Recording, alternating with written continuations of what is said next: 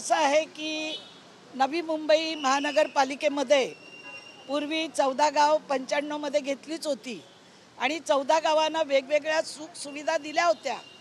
या देशाचे पंतप्रधान आदरणीय नरेंद्रभाई मोदीजी आणि या राज्याचे मुख्यमंत्री देवाभाऊ देवेंद्र फडणवीसजी यांनी पहिलाच विचार मांडलेले आहे की प्रत्येकाने एक गाव दत्तक घेऊन ज्या ज्या शहरामध्ये सुविधा आहेत त्या गावांना सुद्धा मिळायला पाहिजेत। आपल्या माहितीसाठी सांगते, मी माझ्या नव्या मुंबई बेलापूर मतदारसंघामध्ये बेलापूरमध्ये दिवाळा गाव दत्तक घेऊन पूर्ण सुधारणा केलेली आहे। एखादा भाऊ आपला गरीब असला तर त्याला गाडी घोडं द्यायचं नाही का, त्याला अन्नधान्य द्यायचं नाही का? 14 गावाचे प्रकल्पग्रस्त आहेत आमचे, त्यांच्याही जमिनी गेलेल्या आहेत। मग ते गाव नवी मुंबई पालिकेने किंवा महाराष्ट्र शासनाने दत्तक घेतलं पाहिजे। ते गाव का घ्यायचं नाही, त्या गावाला का सुधारणा द्यायची नाही? मी तिथली स्थानिक आमदार आहे, माझा या पूर्ण 14 गावाला पाठिंबा आहे आणि हे 14 गाव पालिकेने किंवा महाराष्ट्र शासनाने दत्तक घेऊन त्या तिथल्या सुद्धा ग्रामस्थांना प्रकल्पग्रस्तांना न्याय दिला पाहिजे। 6,000 कोटी 10,000 कोटी 15,000 कोटी आपण इतर देशामध्ये राज्यामध्ये प्रकल्पग्रस्तांना मदत करतो, मग या गावांना का करायची नाही? या गावातला विद्यार्थी शिकला पाहिजे, या गावातल्या लोकांना नोकऱ्या मिळाल्या पाहिजे, या गावातल्या लोकांना प्राथमिक आरोग्य केंद्राच्या माध्यमातून आरोग्य सेवा ही उपलब्ध झाली पाहिजे। आणि त्याच्यामुळे मी माननीय मुख्यमंत्र्यांना मागेच सांगितलं की ही गावं नसेल होतं दत्तक घ्या, पण या गावांचा तिरस्कार कशासाठी? आणि म्हणून ही 14 गावं कुठलाही मंत्री असो, कुठलाही मुख्यमंत्री असो, कुठलाही आमदार खासदार असो, पण ही 14 गावं ही दत्तक घेऊन महाराष्ट्र शासनाने महानगरपालिकेने ह्याच्यावरती होणारा अन्याय दूर केला पाहिजे। कोणाच्या तरी लहरीपणाचा बोजा हा आमच्या नवी मुंबईवर टाकू नका असं ते प्रश्न। याच्यात लहरीपणा काय आहे? एखादा गाव गरीब असेल तर त्याला पाणी किंवा लाईट सुविधा द्यायची नाही का? आज असं समजूया ना, मोदीजींनी गाव दत्तक योजना जी सुरू केलेली आहे त्यात हे गाव जर दत्तक घेतलं तर काय फरक पडणार आहे? यात लहरी योजना कुठून आली, कोणाची लहर आली? कोणालाही गावं नको आहेत। ज्यावेळी जागा मिळणार होत्या त्यावेळी गावं पाहिजे होती, आता अचानक असं काय झालं? कोण खासदार आला म्हणून आम्ही गावं द्यायची नाही, गावाला सुविधा पुरवायच्या नाही असं जे कोणी बोलणारं असेल त्यांनी गावाच्या बाबतीत नरेंद्रभाईंच्या मोदींच्या विचाराला तडा देत आहे।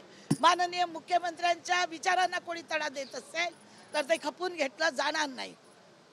महापौर संदर्भातलं देखील हे भाष्य करताना आपल्याला पाहायला मिळत आहे की नवी मुंबईमध्ये महापौर हा त्यांचाच होणार, कशा प्रकारे? नवी मुंबई महानगरपालिका याच्यात येणारी जी निवडणुका आहेत, या निवडणुकीमध्ये उद्या जो महापौर भारतीय जनता पार्टीचा जो होणार आहे असं ते वारंवार सांगतात की या पालिकेमध्ये महापौर मी बसवेन तोच होणार, पण अर्ध्या भागामध्ये आमदार मी आहे, पूर्ण भागाचे आमदार ते नाही आहेत। तर अर्धे नगरसेवक आमचेही असणार आहेत, भाजपचेच, पण तो मलाही अधिकार असणार आहे। पण माझा अधिकार मी या राज्याचे मुख्यमंत्री आदरणीय देवेंद्र भाऊ फडणवीसजी देवाभाऊ हे जे सांगतील तोच महापौर नवी मुंबई पालिकेत बसेल। आता कोणी सांगेल मी बसवेन अमुक करेन असं काय नाही। आता 2 प्रभाग आहेत, 2 आमदाराचे विभाग आहेत, त्यामुळे आमचे माननीय मुख्यमंत्री सांगतील आणि मुख्यमंत्री देतील तोच महापौर बसेल। एकूण महायुती संदर्भात जर पाहायचं तर महायुती म्हणून निवडणुकीला सामोरं जाणार आहे की शिवसेना किंवा भाजप एकटी निवडणूक लढणार आहे? वरिष्ठ जो निर्णय घेतील, या राज्याचे प्रमुख कोण आहेत? देवाभाऊ आहेत। वरिष्ठ आणि आमचा पक्ष भारतीय जनता पार्टी जो निर्णय देईल त्या निर्णयाला आम्ही सामोरं जाऊन त्या पद्धतीने आम्ही काम करणार आहोत। आमची मनमानी इथे तिथे चालणार नाही। आपल्याला माहिती आहे मनमानीचा परिणाम काय झाला। माझ्या निवडणुकीला आलेले नगरसेवक गेले आणि परत आले, म्हणून पक्षश्रेष्ठी जो सांगेल तोच उमेदवार असेल आणि त्यांनी सांगितलेला सर्वसामान्य माणूस जो भारतीय जनता पार्टीचा निवडून येईल तेच माननीय मुख्यमंत्री महापौर करतील। पण एक अशी चर्चा होताना होते आहे की भाजप ही एकटी स्वबळावर नवी मुंबईमध्ये लढेल आणि तशा प्रकारचा विचार अजून पक्षात कुठलीही चर्चा नाही, कुठली मीटिंग नाही। जेव्हा भारतीय जनता पार्टी मीटिंग घेईल आणि सांगेल तेव्हा बघितलं जाईल एकटं लढायचं का स्वतंत्र लढायचं. पक्षश्रेष्ठी सांगतील तशी आम्ही तलवार काढून बसलेलो आहोत. त्या पद्धतीने आम्ही लढाई करू.